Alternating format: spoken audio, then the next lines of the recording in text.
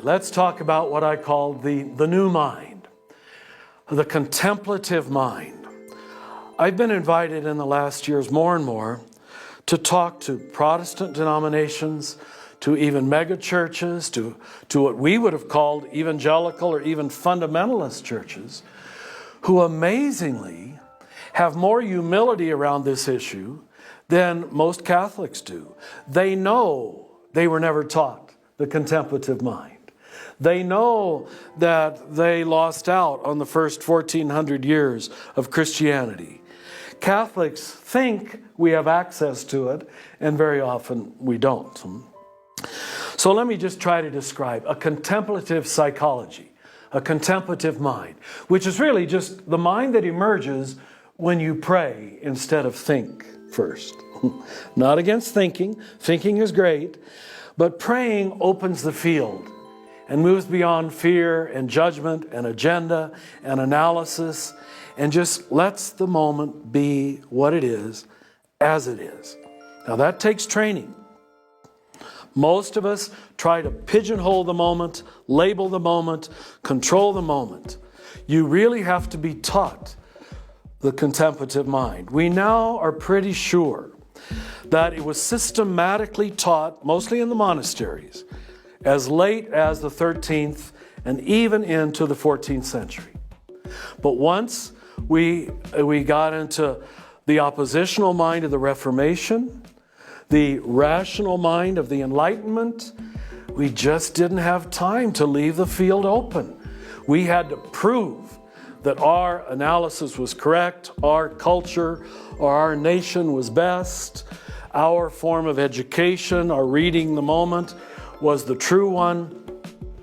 There was so much adversarial thinking that contemplative thinking pretty much fell by the wayside, even in the monasteries, even in that subgroup that was supposed to be religious life that kept the deeper and the older traditions.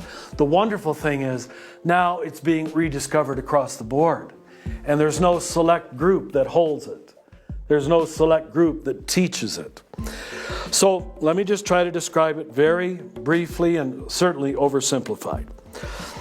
As I already alluded, it does not need to prove anything or disprove anything.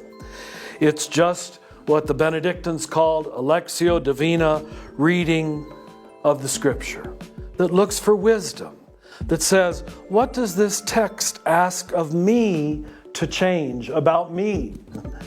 Not how can I use this text to prove that the Anglicans are wrong. Do you understand? What good is that? Huh? How can I use this text to prove that my denomination or my sexuality is correct and other people's sexuality is evil? That's an egocentric interpretation of the Scriptures.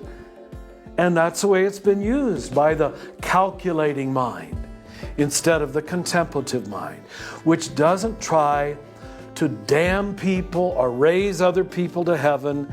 It just lets the terrifying, wonderful moment be what it is, and primarily ask something of me, not always using it to convert the nations.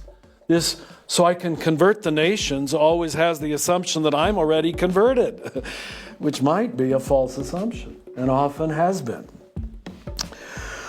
Secondly, a contemplative psychology, a contemplative set of lenses and eyes. It does not need to prove or validate any church protocols.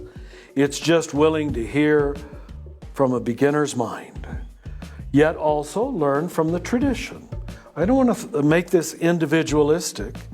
It's saying, how has the whole history of interpretation seen this? Because I might be very idiosyncratic and way off beam. So I don't want to separate us from the tradition at all. And the contemplative mind has the humility to do just that, to say all of our ancestors were not totally stupid, right? They had the Holy Spirit too. They were listening to God too. They were praying too. A contemplative mind has the humility to receive both and thinking, and not all or nothing thinking. Now we call this non-dual thinking. It leads to what we also call the third way. Neither fight things nor flee from things, neither fight nor flight, but standing in between, the third way, where I can hold what I do know together with what I don't know, and let that wonderful mix lead me to wisdom instead of this quick knowledge that we've sought up to now, which largely just creates opinionated people, not wise people. Quick opinions, as we just saw in the political debate of the last year. Quick, hard, and fast opinions that close down the dialogue, close down the spiritual seeking, close down the respect for the other.